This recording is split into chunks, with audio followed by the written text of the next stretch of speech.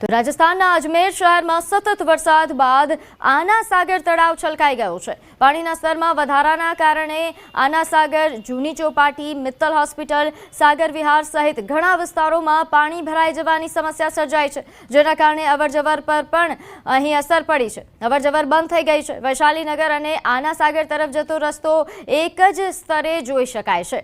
हमारा संवाददाताए ground zero पर पहुंचीने परिस्थितिनो ताग मेळव्यो अने पाणीना स्तर विषे माहिती आपी।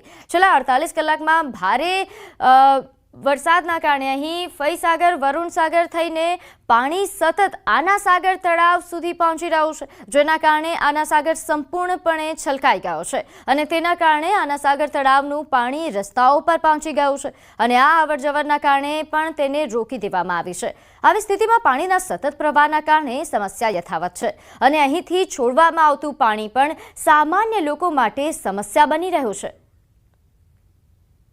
अजमेर में पिछले 48 घंटों से लगातार हो रही बारिश के बाद जल भराव की स्थिति बनी हुई है और आना सागर झील भी ओवरफ्लो हो गई है। हम आपको सीधे तस्वीरें यहाँ पर दिखाने जाएंगे। ये आना सागर झील है और आना सागर चौपाटी है। जो चौपाटी के पास जो सड़क है जो वैशाली नगर को जोड़ती है, वो और आना सागर पूरा एक समान यहाँ पर दिखाई दे रहा है। पूरी झील जो है ओवरफ्लो हो चुकी है, जिसके कारण जनजीवन पूरी तरह से अस्त व्यस्त यहाँ पर नज़र आ रहा है। चारों ओर जो आपको यहाँ पर दिखेगा केवल पानी ही पानी जो है वो यहाँ पर देखने को मिलेगा। आसपास के जो घर हैं, दुकानें हैं, वो यहाँ पर जो है बंद कर दिए गए हैं। रास्ता पूरी तरह से बंद कर दिया गया है क्योंकि पानी की आवक जो पहाड़ियों से है वो लगातार आ रही है।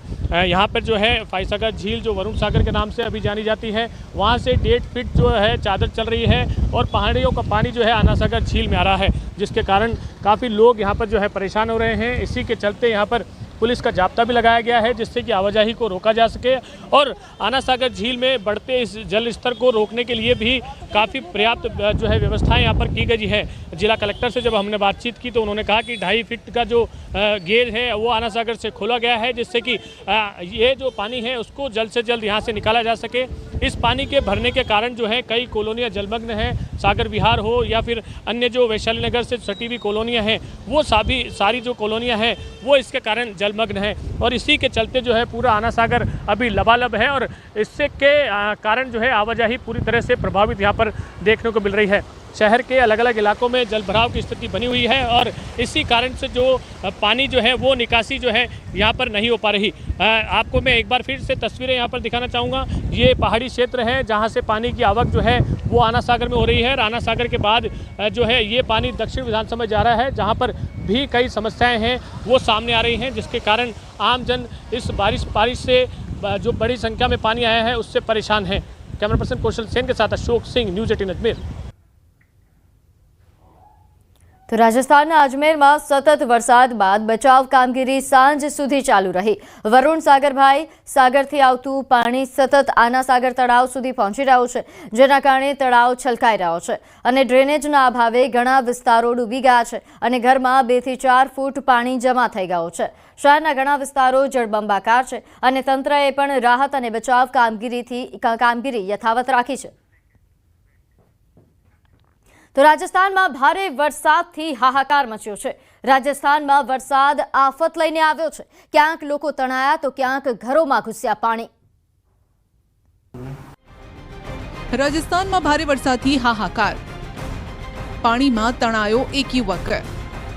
राजस्थान में वरसाद बाद आवेली आ तस्वीरों सौने चौंकावी दीधा। राजस्थान में वरसाद आफत लईने आव्यो। अजमेर ख्वाजा गरीब नवाजनी दरगाह बहार पाणीना प्रचंड प्रवाहमां एक व्यक्ति तणातो जोवा मळ्यो। त्यां हाजर लोकोए आ व्यक्तिनो जीव बचावी लीधो। कहेवामां आवी रह्युं छे के दरगाहना निजाम गेटथी आ व्यक्ति एंट्री करी रह्यो हतो अने त्यारे पाणीनो प्रचंड प्रवाह आव्यो ने संतुलन गुमावी बैठो।